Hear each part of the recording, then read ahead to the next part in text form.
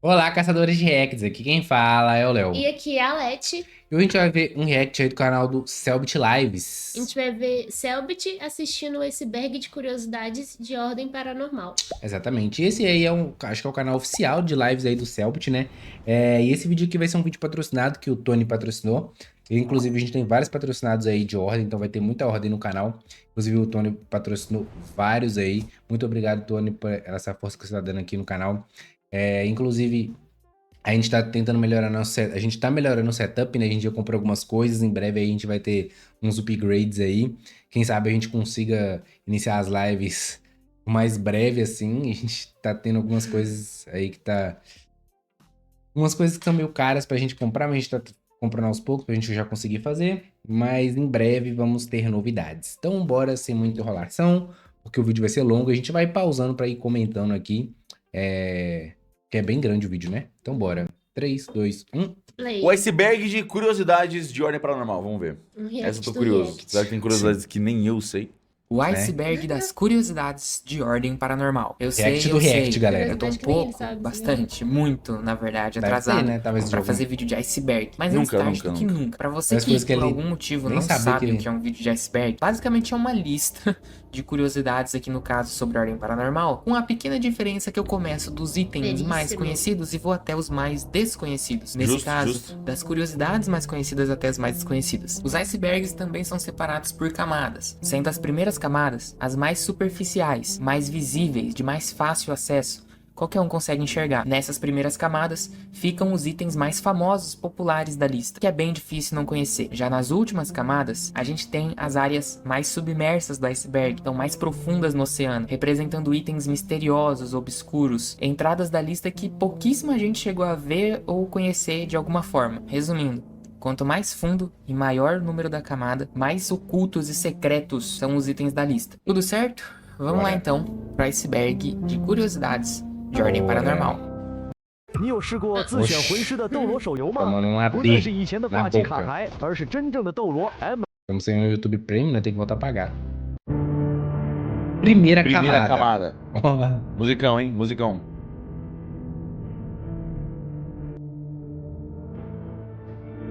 E quando fala Você junto, tá sabia ligado? que o Arthur era para ser uma participação Ah, não, essa especial? não. Que foi? Ué, eu avisei que aqui eram só os mais conhecidos, né? Não vem falar que eu não avisei. Mas, de fato, o Clássica. Arthur era para aparecer só no episódio 3 de O Segredo na Floresta e talvez no quarto. Acontece que abriu uma Eu não vaga aí sabia. na equipe E depois do terceiro episódio, né? E acontece que o Arthur acabou por lutar contra uma aranha gigante, né? Que é civis normalmente não fazem, e se saiu muito bem até. Digamos que a equipe E meio que viu ali o potencial no meninão e decidiu incluir ele na equipe. Claro, o Arthur também Caramba. quis, né? Depois que o Chris foi de berço. Mal sabiam eles que essa decisão de última hora de incluir esse carinha com 8 de vida na equipe resultaria nisso aqui. E nisso aqui. Chegou a hora de você se tornar um agente da ordem e derrotar os seus próprios monstros. Livro oficial de regras. E nisso aí Que também. dá sendo impresso, é verdade. Isso é ordem paranormal, meus amigos. Tá bom, mas e o Dante, que era pra ser um padre? Essa também. Clássica. Ah, essa daí a Essa gente gente- já viu nos vídeos, sempre, O sempre pessoal falou comentava. nos comentários, Sim. né? As conhecidas aí do fandom inteiro. Na verdade, virou até meme, de tanto que as pessoas ficavam falando isso. Ficou extremamente conhecido e as pessoas continuavam falando sobre, então virou meme, inclusive. Mas estamos aqui é pra isso, é pra falar coisa conhecida. E de fato, a ideia inicial do Dante era ser um padre. Não sei como, porquê, da onde tiraram isso, como ia funcionar isso. Só sei que era pra ser, mas foi uma ideia descartada pelo Hakim e pelo Selbit. Acontece que o Hakim gostou tanto do design Dante padre que ele resolveu manter. Então não é coincidência o Dante realmente parecer muito um padre, porque era pra ele ser. Acontece que o Hakim largou a ideia, mas decidiu deixar o design assim, O design porque dele é ficou muito da foda. hora. Inclusive, foi o Dante que matou o Empape, né? Que era No o Padre soco. Ronaldo, né? Então, olha só. Padre matando No padre, soco. velho. Realmente, a ironia do Eita. destino é uma divina. Na verdade foi numa correntada. Foi na porrada, não sou. Cinerária. Um dos momentos mais lendários de toda a Ordem Paranormal. Mas vem cá. Você sabe Olha, É. os caras tá tudo com Eu ia o falar símbolo. isso, o símbolozinho que da hora, Que né? da hora. que é uma Muito cinerária? legal. Uma cinerária. A coisa cinerária. Você sabe o que é isso? Provavelmente sim, até porque a gente tá na primeira camada, mas caso você por algum motivo não saiba, é uma flor. É essa flor aí que você tá vendo. Na verdade, todos os rituais do Kaiser têm nomes de flor. No caso, não sabia. acácia, dandelion e cinerária. O Kaiser dava o nome dos rituais dele como flores, porque a mãe dele sempre presenteava ele com flores quando gente ele já viu fazia várias algo músicas, legal. inclusive. Um dia ele perguntou pra ela por que ela fazia isso. E ela simplesmente respondeu que um dia É ele ia Dandebrion, sentir é verdade, é falta de ser Dandebrion. presenteado com flores. Desculpa o gatilho. Inclusive, esse momento do Cinerária foi tão lendário que o nome do ritual no livro de regras oficialmente é Cinerária por causa dessa cena, Verdade. simplesmente. Mas o Kaiser não era o único que dava nomes bonitinhos pros rituais em referências a coisas. O Arthur, por exemplo, nomeia até hoje, né, os rituais dele em homenagem a álbuns ou Guaxinim músicas, chorando. mais especificamente músicas em que o Kiko Loureiro toca, porque é o guitarrista favorito do Guache. Por exemplo, o clássico Rebirth e o Dystopia também, que ele usa contra o Empapa. Além disso, o Joey também fazia a mesma coisa, só que no caso do Joey é um pouco mais engraçado, pelo menos pra mim, porque ele dava o nome dos rituais dele em homenagem aos amigos dele que morreram, os amigos ginastas dele, que morreram no primeiro encontro dele com o Paranormal, que ele foi salvo pelo Thiago e pela Liz. Tem até uma HQ tá. não canônica do Orangiro sobre isso. Os 3 amigos do Joey eram o Mateo, o Rodolfo e o Taka. Se eu não me engano, o Taka não chegou a ter ritual com o nome dele, mas o Mateo e o Rodolfo tiveram. E era simplesmente hilário pra mim. O Joey ia lá usar um ritual e metia um Rodolfo. Intancável essa porra, velho.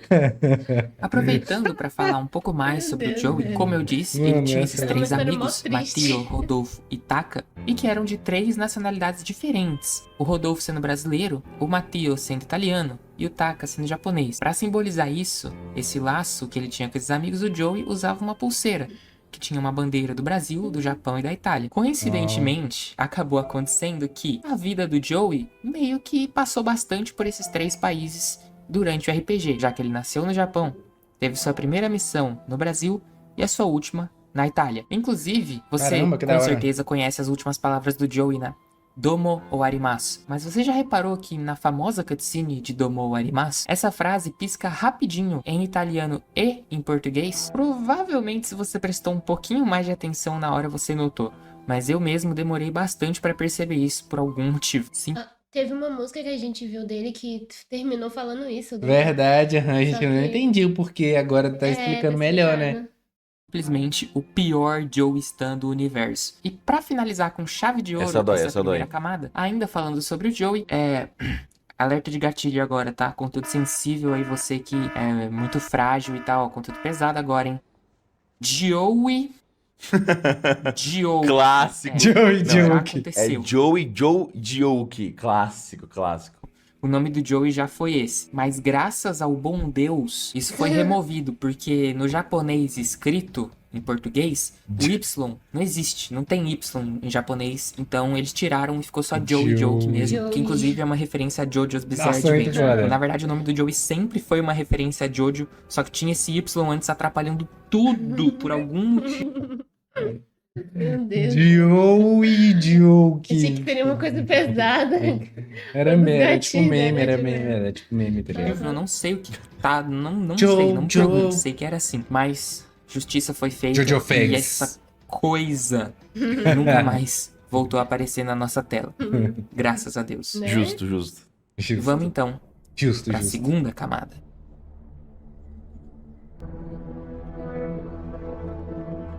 Ok. Curioso. Bora. Tô curioso, porque a parada da pulseira do Joey ter os países que ele viveu e morreu é uma curiosidade acidental, né? É uma coincidência, não foi nada planejado. Caramba. Mas aí a gente finge Da que, hora. porra, com certeza, tava tudo nos meus planos quando eu fiz eles irem pro Coliseu. Justo, Era justo. tudo por causa dos amigos do Joey. Justo. E também.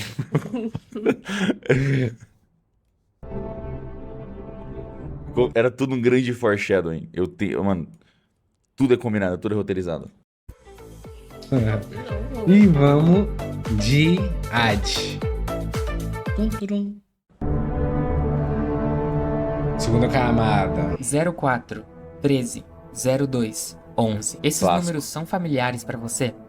Bom, deveriam ser. Isso porque esses números são extremamente presentes durante todo o Ordem 04, Paranormal. né?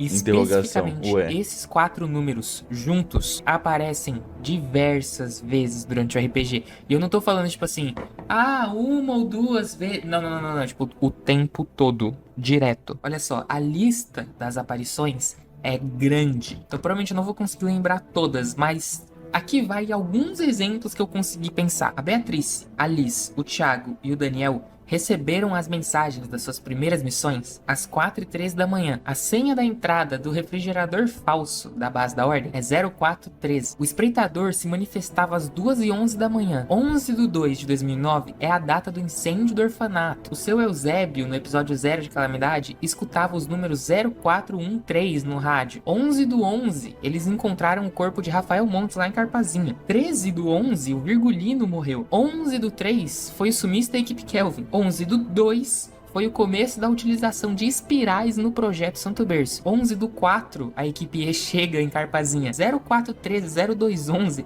é a senha do cofre que o Arnaldo deixou os documentos em relação às relíquias lá na Mansão Leone. O VD, ou seja, o nível de desafio do anfitrião no livro de regras, é 0413. Os Inclusive, comentário, eu não sei isso aqui passou batido. Era pra continuar assim, tá? Era pra continuar. Cadê minha tela? Era pra continuar assim. Tecnicamente era pra estar 0413 mesmo. Mas eu acho que passou na revisão e os caras da revisão acharam que tava errado e aí eles mandaram imprimir com 400. E eu não vi a tempo. E quando eu pedi pra mudar já tava sendo impresso.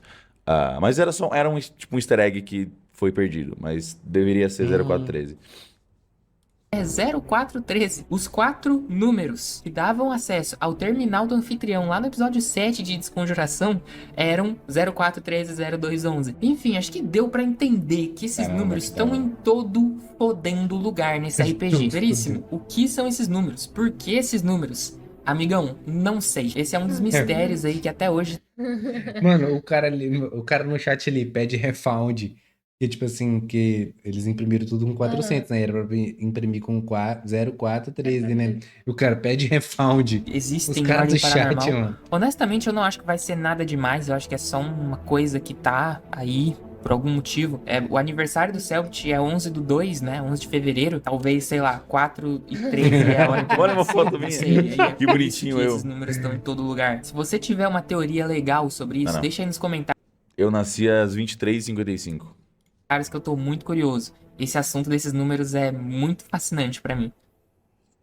Você sabe o que a Eva E não vai Von Bloss explicar? e o Johnny Tabasco têm em sabe, comum? pô. Ambos eram Não, o orfãos. Selbit, né? O Selbit é o dono, Ele pô. falou que eu acho Nato que Santa não. Menefreda. True. Pois é, só Não que tem por serem bem muita mais velhos, eles obviamente eram de uma época mais antiga do orfanato. Por isso eles acabaram não tendo nada Poucas a ver pessoas lembram disso. Pouquíssimas pessoas lembram disso. com toda a merda que aconteceu lá. Quer dizer, a Eva teve um pouquinho, já vou chegar lá. Mas por eles não terem se envolvido diretamente com todos os escândalos que o orfanato acabou se metendo e todas as consequências desses escândalos, a gente costuma não lembrar muito que eles eram de lá, até porque é citado, tipo, uma vez só pra cada um deles. No caso da Eva, foi citado uma vez no finalzinho de Eva, nem Desconjuração. lembro dela. E do Johnny foi citado só no final do episódio 7, né? É o Johnny que fala pro Luciano e pra Erin onde que ficou o orfanato, porque ele cresceu lá. Que é, inclusive, por causa do Johnny que a Erin e o Fernando encontram o orfanato em primeiro Foi o que eu disse, obrigado. Obrigado, Veríssimo, por confirmar o que eu falei. lugar, né? Porque ele passa a localização do orfanato pra eles. Era só isso mesmo, na real, a curiosidade. É que muita gente não lembra, né, que eles eram do orfanato, porque, enfim, não foi... tá bom, pode ir pra próxima curiosidade já, Veríssimo.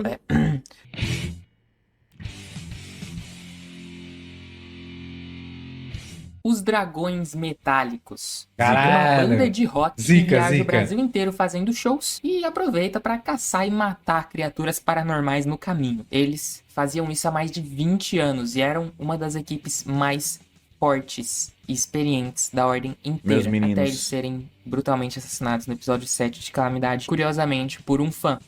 O Gal, que acompanha a banda desde 2006, pelo menos. Que é quando a gente vê ele usando uma camisa dos Dragões Metálicos na foto que filho é da tirada mãe, no né? orfanato. nesse mesmo ano. Isso provavelmente é meio óbvio, mas os Dragões Metálicos são uma grande referência à Metallica, que é uma banda que o Celt ama muito. Inclusive, o próprio tema dos Dragões Metálicos que tá tocando agora é uma releitura de Master of Puppets, de acordo com o próprio Júlio Victor, se utilizando de alguns dos clichês que o Metallica adora colocar nas músicas. Mas as referências não param por aí. Os nomes de alguns dos integrantes dos Dragões Metálicos são muito parecidos com os nomes dos integrantes do Como assim? próprio Metallica, como Roberto Lutrijo, inspirado em Robert Trujillo, e Kurt Hammett, inspirado em Kirk Hammett. Não só isso, mas vários dos golpes, várias das técnicas que os Dragões Metálicos utilizam são referências a músicas do Metallica. Aqui vai alguns exemplos. Kurt Vou fazer o seguinte, a gente nunca fez. Mas você que tá vendo o vídeo e você chegou até aqui e você não sabe o que comentar, comenta aqui embaixo Dragões Metálicos.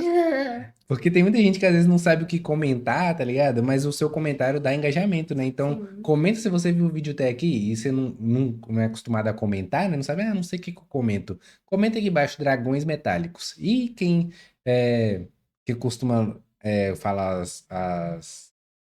assim, as outras pessoas que comentam sempre os resumos aí de ordem podem comentar normal as outras coisas que vocês deixam, sempre os resumões aí que a gente sempre vai lendo, né? Mas quem às vezes não gosta de comentar ou não sabe, às vezes, eu não sei o que comentar no vídeo. Comenta aí, Dragões Metálicos, a gente viu que você tá vendo o vídeo, né? Né? Então bora. Hammett tem duas habilidades chamadas Procurar e Destruir e Justiça para Todos. Procurar São e referências Destruir. às músicas Seek and Destroy e Justice for All. Todos os outros têm isso. Não vou falar de todos porque são várias acredito. habilidades, mas Não acredito. deu pra entender já, eu acho. E as referências da Metallica vão tão longe que é até citado por um dos membros da banda que eles já tiveram outro baixista que morreu há muito tempo atrás, exatamente como Metallica já teve um baixista que morreu e outro entrou no lugar dele na banda. Agora, muita outras referência. coisas que não necessariamente têm a ver com Metallica, mas que também são legais sobre os dragões, são, por exemplo, o colar que o Leandro utilizava, que foi o primeiro presente que ele recebeu de um fã, ou a bandoleira do rifle do Kurt, que é a mesma bandoleira que ele usa na guitarra. Olha que foda esses caras, mano. Esses caras são muito zica, velho. Uma das minhas maiores tristezas até hoje foi a morte desses brothers, Muito mano. triste. Os Dragões eram facilmente uma das equipes mais legais de todo o Mano, Oregon. eu Tomara que eles gostava estejam muito deles. fazendo altos shows de rock foda, onde quer que eles estejam. Hoje eu tô muito Bora triste, um mano. Todo pouquinho mundo mais morre. fundo, porque chegou a hora da E o terceira Arthur camada. fazia parte dessa banda, né? Sim. Não era assim pra mim, chat. Não é pra mim, chat. Eles, mano, eu acho que os Dragões Metálicos, eles tiveram o spotlight perfeito. Não tem jeito mais legal de dar destaque pra eles do que transformar eles numa boss fight.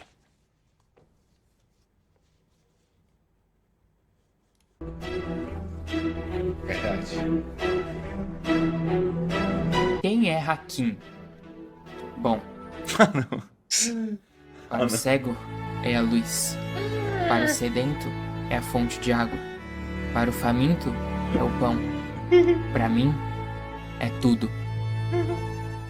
A gente gosta bastante do Hakim. Eu não Claro. comecei. Tem um comentário Bastante dele, motivo. Mas sim, você sim. sabe quando que toda essa idolatria a Hakim começou? Na verdade, começou como uma piada que o Guaxinim fez lá no Revelando o Segredo na Floresta e que foi se escalando e resultou em onde a gente tá hoje. Mas essa coisa toda do Hakim surgiu principalmente por o quão bom ele é como player de modo geral. Desde a interpretação até a gameplay do jogo mesmo, criando fichas combadoras absurdas e travando as batalhas de ordem paranormal como ninguém trava. O Hakim é de longe o melhor player, objetivamente falando, do RPG no quesito gameplay mesmo. E quem tá falando isso não sou eu. E o Hakim, porque o Hakim é o player mais experiente de RPG que eu tenho, assim, na mesa. Ele é muito bom em jogar RPG, em quebrar o sistema, em entender as regras do sistema. O cara é tão bom, mas tão bom, que nunca nenhum personagem marcado pelo Hakim, nenhum personagem que carrega a marca do Hakim entrou no estado de morrendo. Eu repito, O cara é bom, o cara é bom. nenhum. O cara é bom. Caralho, o Hakim é Entrou foda. morrendo. O Thiago, lá na primeira temporada, você pode pensar que entrou, mas na verdade ele só desmaiou contra a Degolificada na primeira temporada. E ele desmaiou porque o Hakim queria, não fui nem eu. O Hakim falou que o Thiago desmaiou pelo roleplay. Porque a condição de morrendo não existia na época no RPG. E quando o Thiago morreu, ele só morreu de uma vez. O Dante é mais impressionante ainda, porque o Dante literalmente nunca zerou a vida. Nunca a vida do Dante chegou a zero. O cara nunca passou uma rodada sequer morrendo. E se eu não me engano, ele Caralho. nunca chegou nem perto. Tipo, a vida dele O sempre Dante é tá muito style, ou na velho. metade É, ou da hora cheia. Quanto ao Remus, ele simplesmente evaporou. Remus? O Arnaldo virou anfitrião. E antes que você fale do Vanderlei, que entrou em Morrendo de Segredo na Ilha, Justo. o Vanderlei não é um marcado confirmado do Hakim ainda. Pode ser que ele seja daqui a pouco e essa curiosidade inteira caia por água abaixo em uma semana. Mas de qualquer jeito, ainda é impressionante que o Dante, pelo menos, nunca entrou em Morrendo, nunca chegou nem perto, considerando que ele é um dos personagens que mais tem tempo de tela em Ordem Paranormal. O cara é simplesmente muito bom, mano. Falando agora ainda um pouco mais sobre o Dante, você sabia que era pra ele ser um combatente em Calamidade? Pois é, a ideia do Hakim era fazer o Dante ser um combatente pra Calamidade, com uma lança muito zica, que nem Nossa, vocês estão vendo style. aí. Era pra ser mais ou menos Muito assim o estiloso design mesmo. do Dante. Isso acabou sendo alterado porque o Selbit pediu. Acontece que Calamidade foi a temporada de playtest do livro de regras, então o Selbit precisava de pelo menos um ocultista no grupo principal pra testar o quão balanceado o ocultista tava e também pra mostrar pra gente uma gameplay de ocultista. Então ele pediu pro Hakim manter o Dante como ocultista mesmo, porque já tinha combatente no grupo e não tinha ocultista. Essa informação foi revelada pelo Hakim recentemente lá no Ordencast. Inclusive, um beijão pros meus manos do Ordencast. Você que tirou a lança. Irmão, eu não tirei a lança. Essa lança aqui nem ia entrar. Essa lança desse concept aqui, não ia. Mesmo se o Hakim fosse fazer o Dante combatente, ele não ia fazer com essa lança. Porque, por gosto dele mesmo. E ela tava meio. Ela tava um pouquinho fantasiosa demais, assim. E eu concordei com a opinião dele. Ele mandou esse concept e eu falei, achei irado a ideia do Dante com capuz e tal, toda a roupa dele ficou muito foda. Aí o Hakim falou, só não gostei muito da lança porque ela tá meio over the top demais, tá muito fantasia, eu vou tentar deixar ela um pouco mais pé no chão.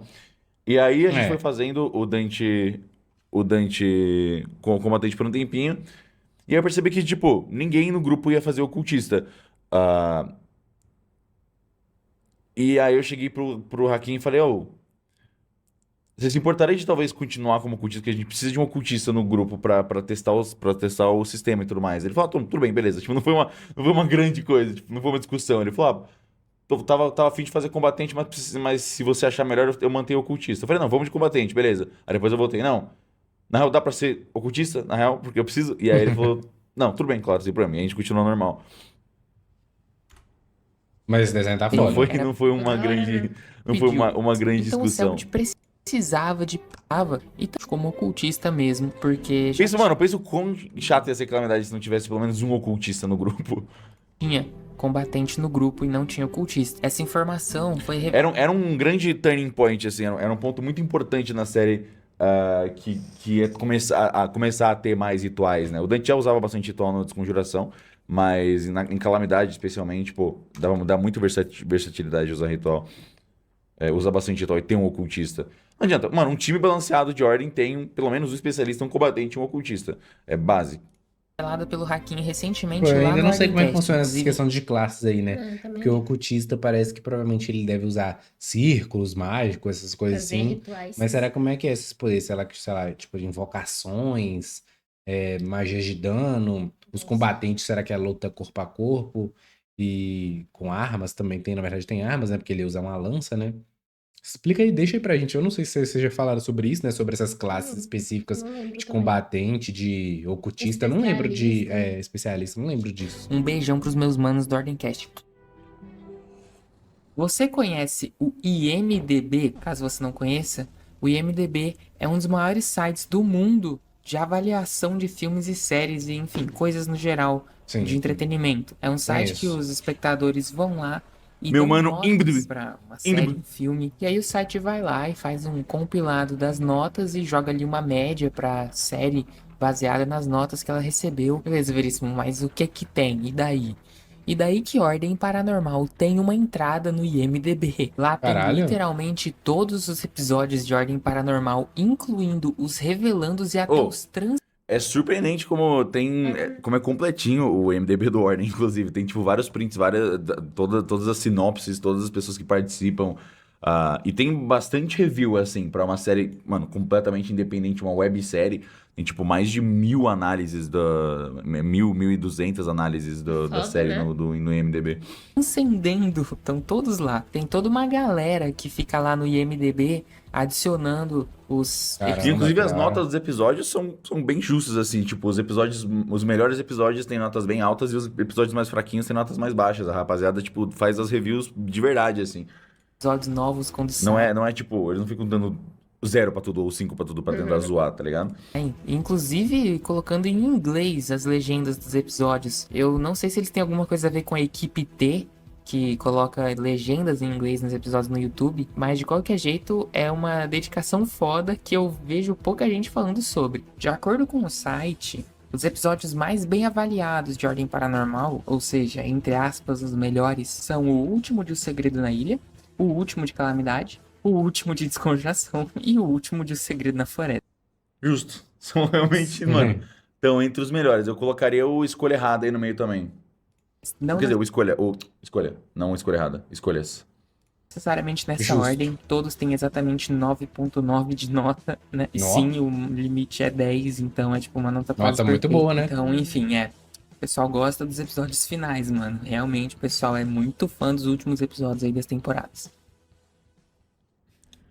Vazou, eu falei o nome da música. Eu falo tanto dessa música. Finalmente, Não existe escolha certa ou errada. entrar agora na quarta e última camada.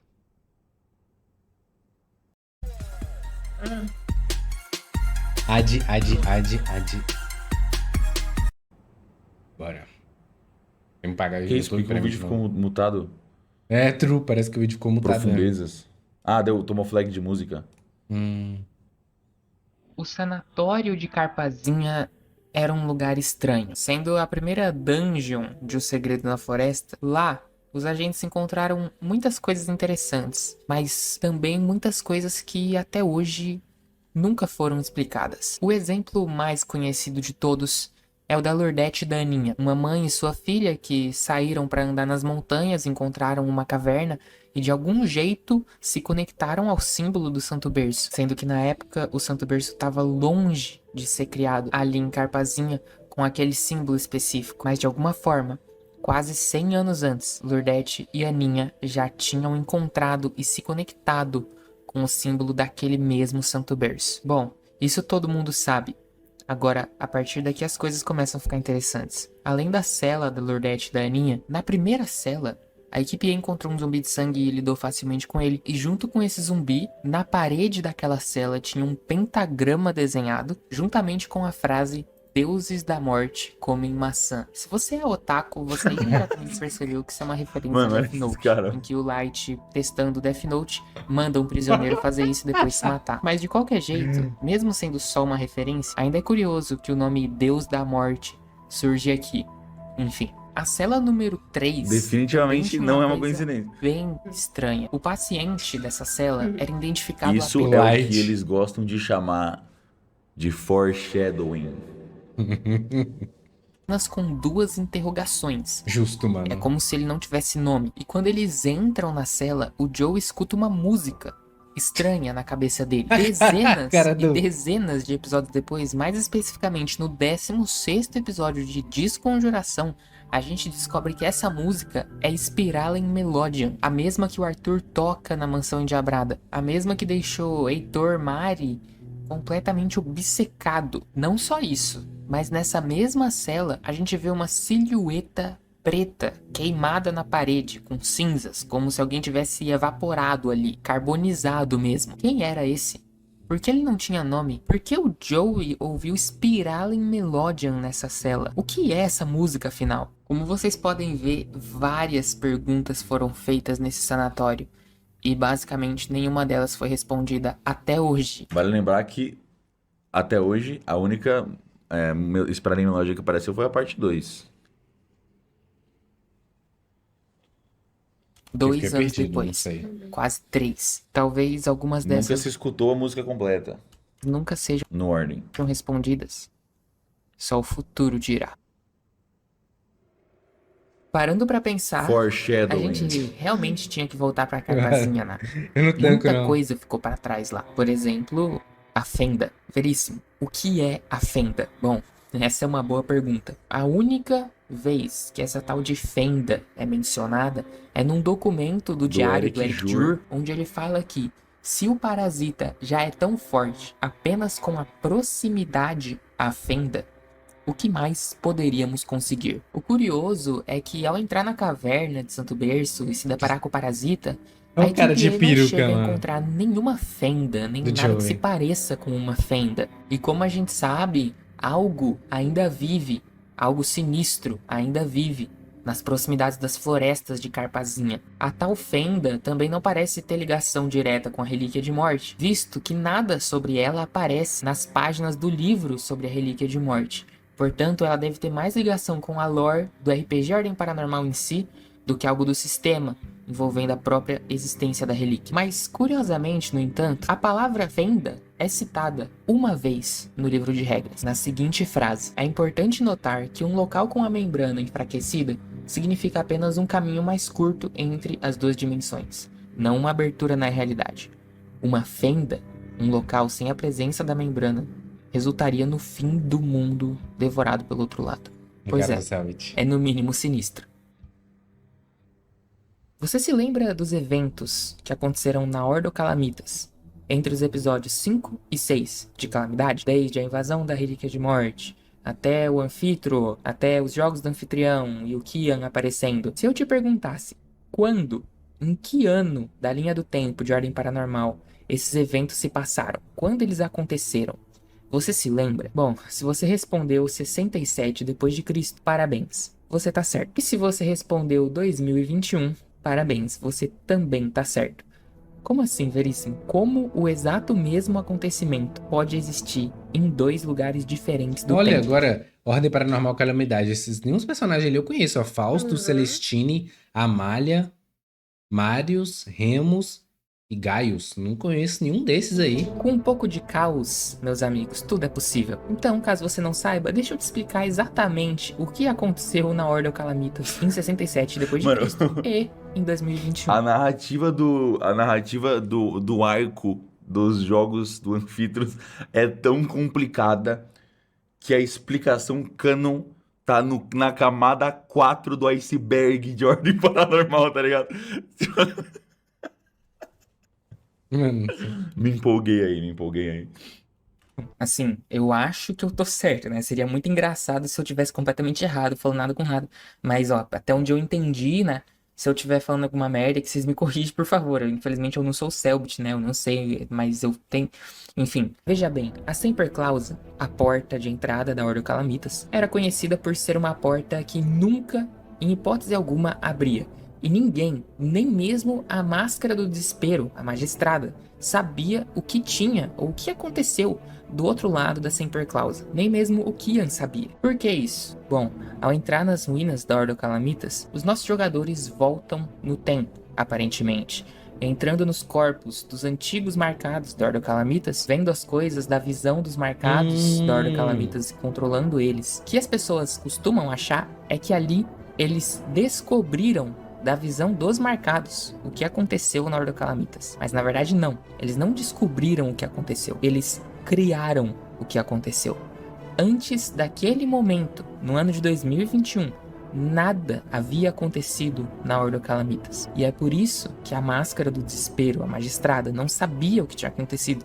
Porque nada tinha acontecido. Quando o Kian aparece no finalzinho dos Jogos do Anfitrião para pegar as relíquias, o Anfitro faz um acordo com a Celestine, que se torna magistrada. O acordo era: a Celestine recebia a máscara e o anfitrião recebia o controle de onde e quando tudo aquilo havia acontecido. Ou seja, basicamente uma porção inteira, um acontecimento todo da realidade foi movido de lugar na linha do tempo. Ele saiu de 67 depois de Cristo e foi para 2021. Ou seja, em 67 depois de Cristo havia literalmente uma lacuna no tempo, um lugar específico onde nada tinha acontecido, uma lacuna que foi preenchida apenas no ano de 2021, quando os marcados entraram na Ordo Calamitas e criaram os acontecimentos desse dia. Mas sabe o que é mais doido ainda? Eu tô tipo sabia esse meme por ali que do palhaço. tudo isso aconteceu em Do primeiro Coringa. lugar?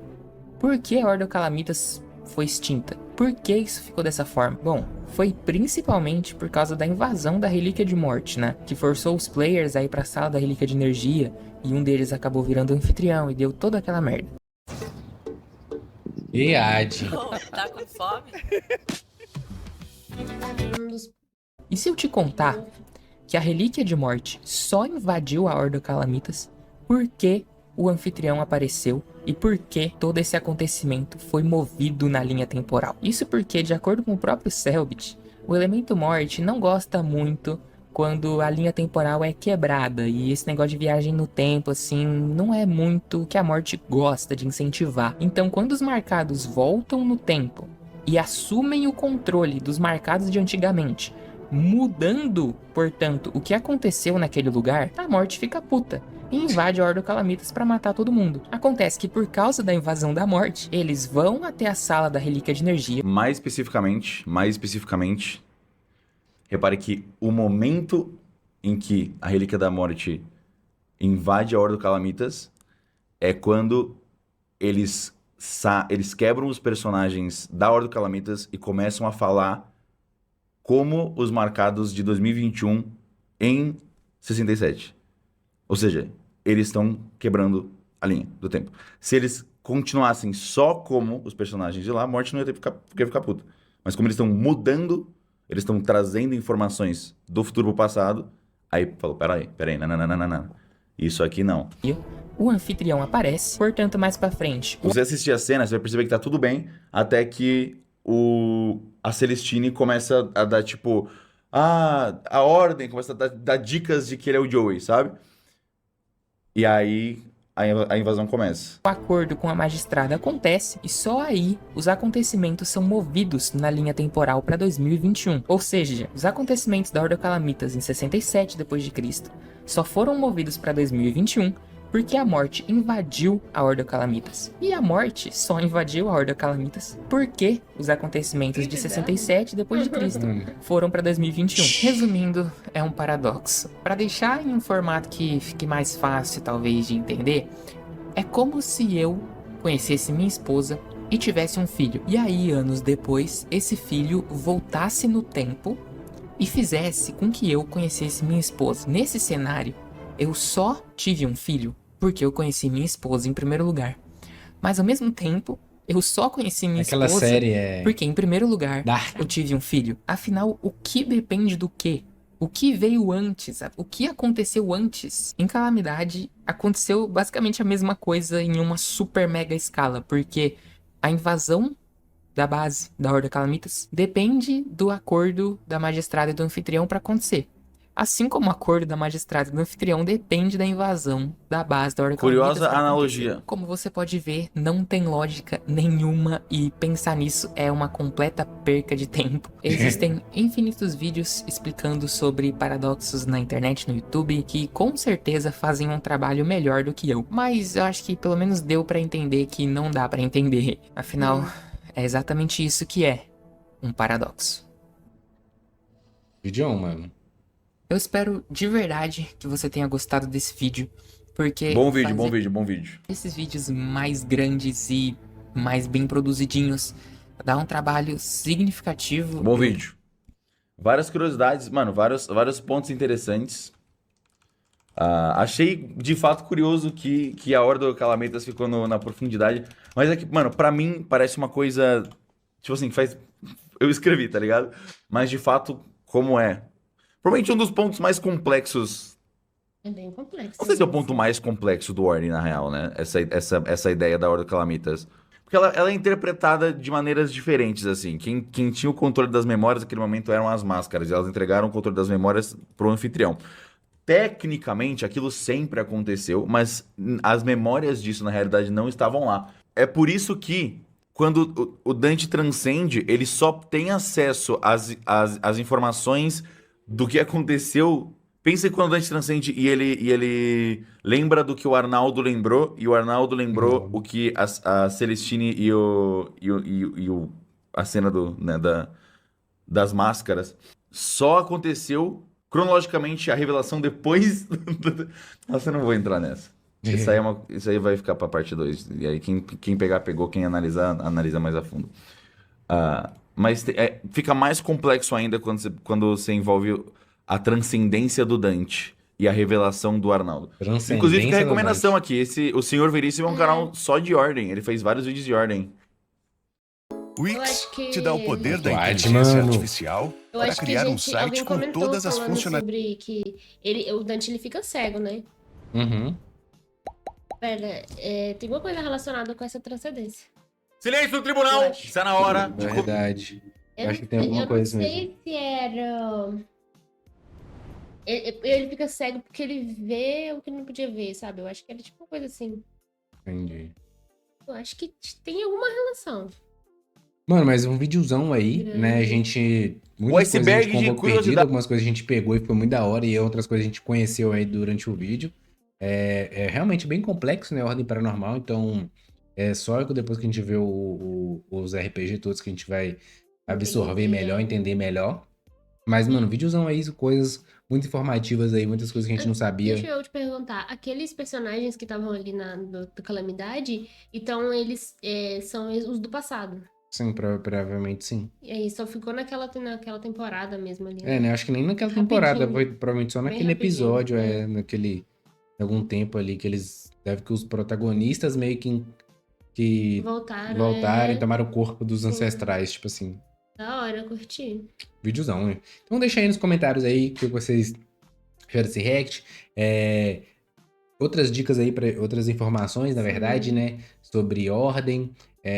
Foi muita informação nesse vídeo, então algumas coisas a gente ficou perdido, algumas coisas a gente tentou prestar atenção, provavelmente algumas partes a gente ficou um pouco mais calado e quieto pra tentar pegar, mas tem muitas coisas bem Sim. complexas, né? Sim. Mas foi muito da hora esse vídeo aí.